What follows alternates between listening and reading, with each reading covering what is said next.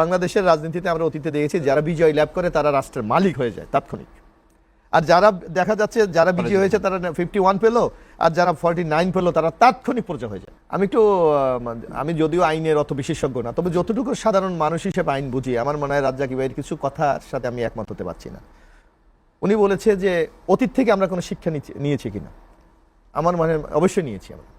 যেমন আপনি দেখবেন বাংলাদেশের ঐতিহ্যগত নির্বাচনের যদি আপনার পূর্ব ইতিহাসগুলি দেখেন, নির্বাচনের পর বিজয়ী দল এবং যারা পরাজিত দল হয় এদের মধ্যে কিন্তু একটা বাকযুদ্ধ চলে। নির্বাচন কারচুরি হয়েছে, নির্বাচন ইলেকশন ইঞ্জিনিয়ারিং হয়েছে, কিন্তু this is the first time সবাই কিন্তু রেজাল্টটা মেনে নিয়েছে এবং কোনো অভিযোগ নাই।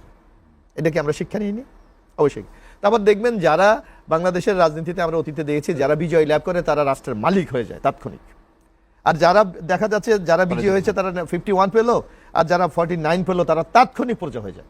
কিন্তু এবারই প্রথম দেখেন যে বিজয়ী হওয়ার পর জনাব তারেক রহমান আমাদের যিনি মাননীয় প্রধানমন্ত্রী, উনি কিন্তু যারা পরাজিত হয়েছে মানে অর্থাৎ নির্বাচনে জিতেছে কিন্তু ক্ষমতায় যেতে পারে নাই, সে জামাতের আমিরের বাসায় গিয়েছে, এনসিবির নাহিদের বাসায় গিয়েছে, চরমনের ইসলামী আন্দোলনের বাসায় গিয়েছে। তাহলে এটা কি আপনি অতীত থেকে শিক্ষার নতুন সংস্করণ না? আপনাকে এটাকে অভিনন্দন জানাতে পারি না আমরা? শুধু তাই না, আপনার 12 তারিখ নির্বাচন হয়ে গেছে, আজকে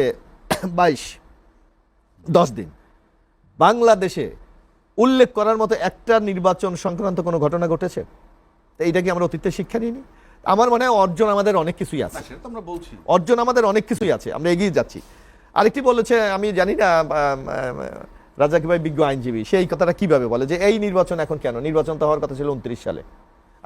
আমরা ওটা বলছি সংবিধান মানা, আমি সংবিধান মেনেই আমি কি বলছি, আমি এই সংবিধানকে আমি মেনেই বলছি। আমার প্রাইম মিনিস্টার রিজাইন করেছে, আমি ধরে নিলাম আন্দোলনের মধ্যে চলে গেছে, ওইটা আমরা বলি, কিন্তু ওনারা তো অফিসিয়ালি রিজাইন করেছে। মহামান্য রাষ্ট্রপতি সংসদ ভেঙে দিয়েছে, তাহলে উপায়টা কি? আমাকে তো নির্বাচনে যেতেই হচ্ছে। সুতরাং 29-এর যে ধোঁয়াটা কেউ কেউ তুলছে, এটা কিন্তু সাংবিধানিক ব্যাখ্যা এটা টেকে না, বরং আপনাকে মাস নির্বাচন হতেই হবে।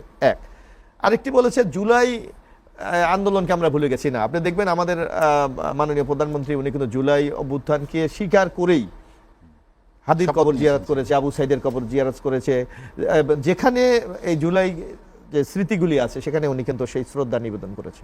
এবং উনি আমরা বলেছি জুলাইয়ের শপথ অনুষ্ঠানটিও একটু ব্যতিক্রমী একটা অনুষ্ঠান হয়েছে, একটা প্রকাশ্যে রাজপথ হয়েছে। হ্যাঁ, এখানে সংকটটা কোথায়?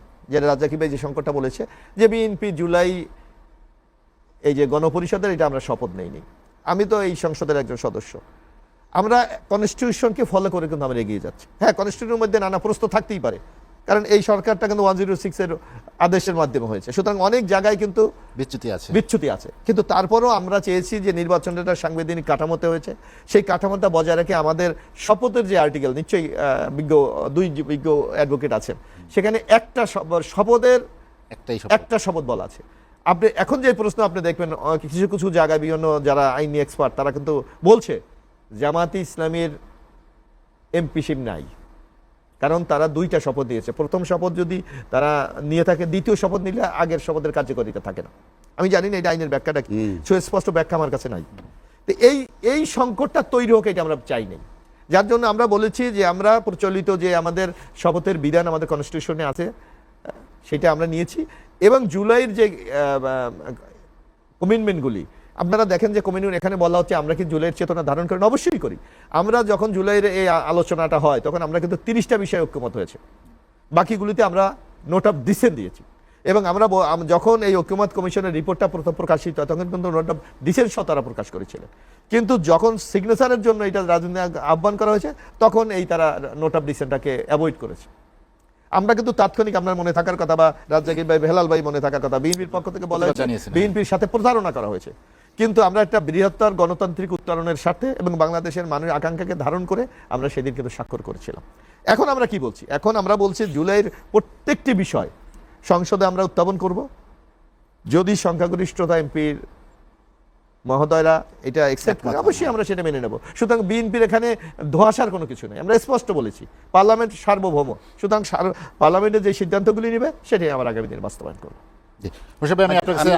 আমি একটু 1 মিনিট নেই, নাহলে পরে ভুলে যাব।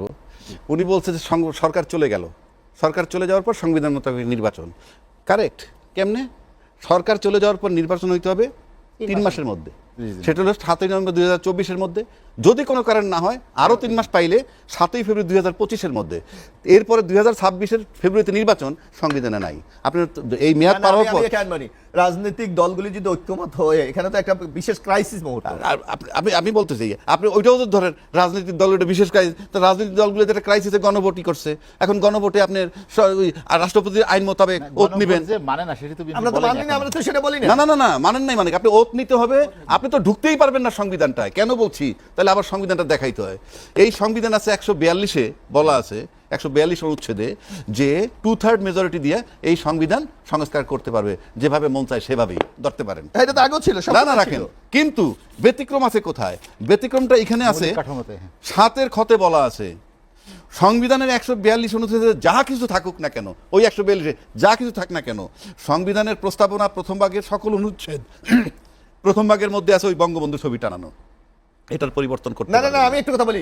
আপনি সংবিধান পরিবর্তন এখানে বলা আছে, সাথে আপনি দেখেন যে কোনোভাবে এই সংবিধান পরিবর্তন করা যাবে না। সেটা তো- এটা কোন ধরনের গণতান্ত্রিক ব্যবস্থা? আর কথা তো সেটা না, একটা স্বৈরাচারী ব্যবস্থা কথা হলো তো আমরা স্বৈরাচারী ব্যবস্থা। adjust করতে পারি আপনি না। তাহলে করলে কি হবে? আবার 7-এর 1-2 মোতাবেক রাষ্ট্রদ্রোহী মামলা হবে। এবং 7 বছর জেল হবে, সেটা বলে হ্যাঁ, 7 বছর জেল হবে।